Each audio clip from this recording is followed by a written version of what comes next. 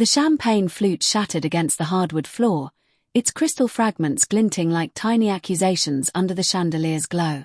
Laughter choked to silence, and 30 pairs of eyes swiveled toward me, standing frozen in the center of the crowded living room, my knee still bent, the velvet box trembling in my outstretched hand. Mia's words hung in the air, sharp as the glass at my feet. "I'd rather stay single than marry you." Her face was pale, her eyes wide with something, panic, guilt, or defiance, I couldn't name. The room pulsed with the weight of her rejection, and my heart thudded, a dull hammer against my ribs. I wanted to scream, to demand why, but the truth was already clawing at me, a whisper I'd ignored for months.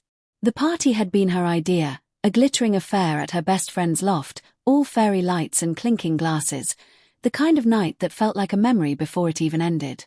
Mia had been radiant, her laughter a melody weaving through the crowd, her auburn hair catching the light as she danced between conversations. I'd watched her all evening, my chest tight with love, the ring burning a hole in my pocket. I'd planned this for weeks, imagining her tearful yes, the cheers, the future unfolding. But now, the air was thick with awkward murmurs, and Mia was backing away, her heels clicking like a countdown.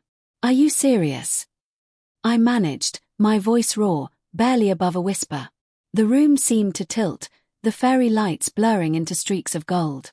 She didn't answer, just turned and slipped through the crowd toward the balcony, leaving me kneeling in a sea of pitying glances. I stood, the box snapping shut in my fist, and followed her, my pulse roaring in my ears. Outside, the city skyline glittered coldly, indifferent to the ache in my chest. Mia leaned against the railing, her silhouette sharp against the night. The air smelled of rain and cigarette smoke from somewhere below, and the distant hum of traffic filled the silence between us. "Mia," I said, my voice steadier now, though it felt like a lie. "What the hell was that?" She didn't turn. Her shoulders hunched, and her fingers gripped the railing until her knuckles whitened. "I'm sorry, Ethan," she whispered, her voice trembling like a leaf caught in the wind. "I didn't mean for it to happen like this." Didn't mean for what? My words were sharp, cutting through the cool air. I stepped closer, close enough to smell her perfume, jasmine, the scent I'd loved for 3 years.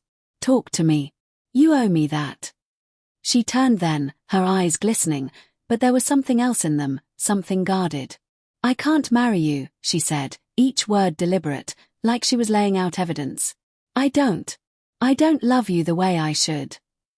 The confession hit like a physical blow, stealing my breath. I wanted to argue, to remind her of the nights we'd spent planning a life together, lazy Sundays dreaming of a house by the coast, her head on my chest as we laughed about baby names. But the truth was, I'd felt the shift in her for months. The late nights at work, the phone angled away from me, the way her smiles never quite reached her eyes anymore. I'd rationalized it. Stress, exhaustion, anything but betrayal. "Is there someone else?" I asked, dreading the answer. Her silence was louder than any words. She looked away, her jaw tight, and I saw it, the flicker of guilt, the weight of a secret she couldn't carry anymore.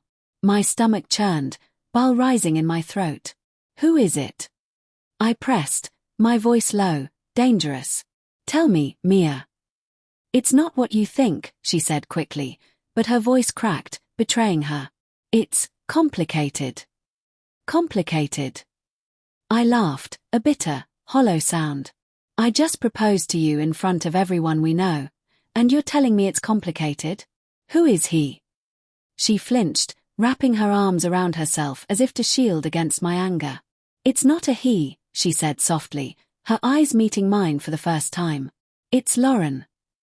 The name landed like a stone in still water, rippling through me. Lauren, her best friend, the one who'd thrown this party, who'd been her shadow since college. I saw them in flashes, late-night study sessions, weekend trips, the way Lauren's hand lingered on Mia's arm. I'd called it friendship, nothing more. But now, the memories twisted, taking on new shapes. The air felt thinner, my chest tight with a cocktail of confusion and betrayal. "Lauren." I echoed, my voice barely audible. "How long?" Mia's eyes filled with tears, but she didn't look away. "A year," she admitted, her voice breaking. "It started as, I don't know, a connection. I didn't mean to hurt you, Ethan. I love you, I do, but not the way I love her. The words carved into me, each one a fresh wound. I wanted to rage, to call her a liar, but the pain in her eyes was real, raw, and it mirrored my own. She wasn't the villain I wanted her to be. She was just human, flawed, caught in a truth she couldn't escape. Why didn't you tell me? I asked, my voice shaking. Why let me believe we had a future? I tried to, she said, tears spilling now. Every time I looked at you, I wanted to be honest, but I was scared. I didn't want to lose you. But you did, I said, the words tasting like ash. You lost me the moment you chose her. The balcony door opened, and Lauren stepped out, her face pale, her eyes darting between us. Ethan, she started, but I cut her off. Don't, I said, my voice cold. You don't get to speak to me. Lauren's mouth closed, her expression a mix of guilt and defiance. She reached for Mia's hand, and Mia let her take it, their fingers intertwining like a silent declaration. The sight burned, a final confirmation of everything I'd refused to see. I turned to leave, the ring heavy in my pocket, a reminder of a future that never existed.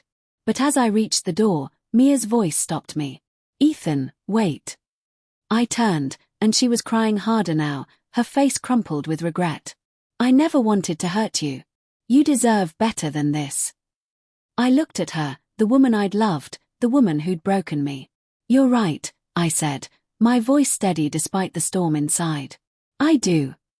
I walked back into the party, the music and laughter jarring against the ache in my chest. The guests parted for me, their whispers trailing like ghosts. I didn't stop until I was outside, the city's pulse swallowing me whole. In my pocket, the ring felt like a stone, pulling me under. I pulled it out, the diamond catching the streetlight's glow, and for a moment, I imagined hurling it into the night.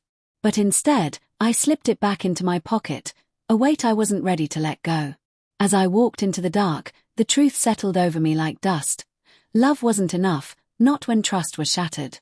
Mia had chosen her truth, and now I had to find mine.